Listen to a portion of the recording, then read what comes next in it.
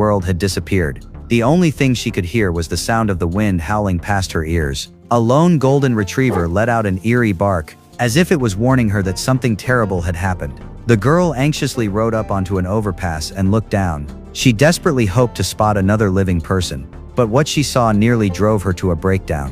The busiest highway was terrifyingly deserted.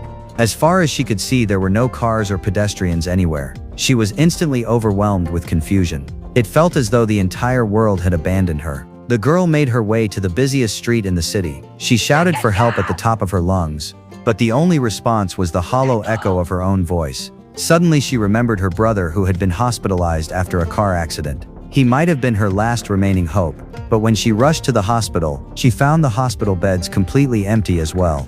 The girl felt as if she was being driven insane. She could not understand what had happened, yet everything was unfolding right before her eyes with terrifying reality. She searched through every bustling street in the city. When she stopped by a supermarket to find something to eat, a strange sound suddenly came from behind her. Without thinking twice, she immediately chased after it. To her surprise, she found two survivors outside. The three strangers stood on the overpass staring at one another. None of them knew what had happened. Still, finding companions gave them a sense of comfort and support. They then teamed up and searched every corner they could find. At a store, they managed to find weapons and bicycles. After night had completely fallen, the group continued searching along the rows of streetlights.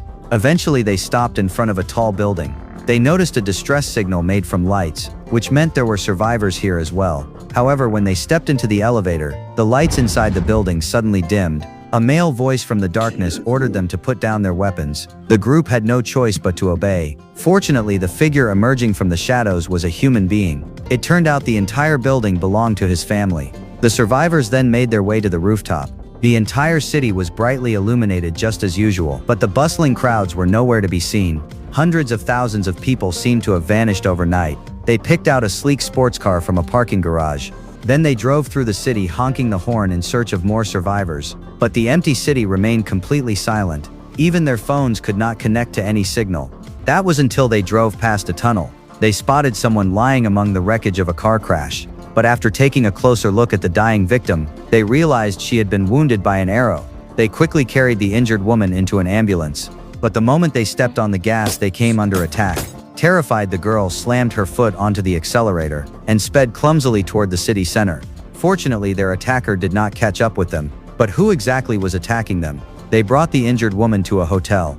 The girl removed the deadly arrowhead from her body. The group was finally able to relax for a brief moment. What they did not realize was that everything they were doing was being watched. The next day, the severely injured woman